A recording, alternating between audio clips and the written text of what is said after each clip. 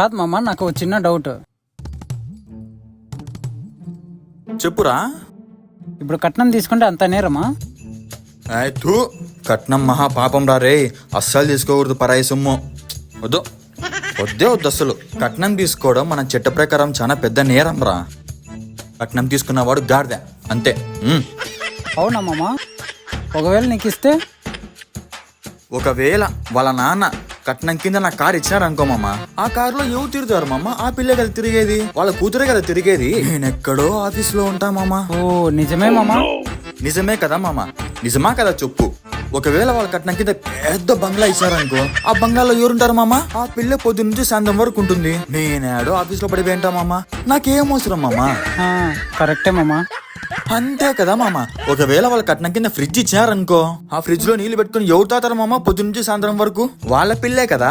నేనెక్కడో office లో పడిపోయింటా మామ. మామ అసలు నువ్వు ఎంత మంచోడివి.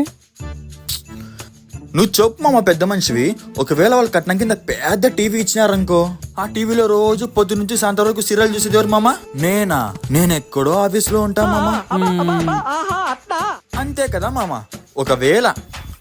ఒకవేళ వాళ్ళ కూతురికి ఎంతో కొంత బంగారం పెట్టినారు అనుకో, అది వేసుకుని తిరిగేది ఎవరు మామ?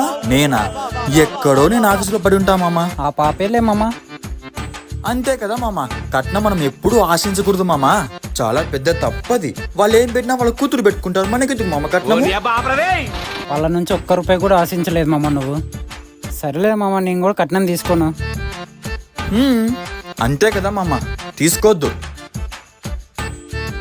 కట్నం తీసుకున్నవాడు గాడిద.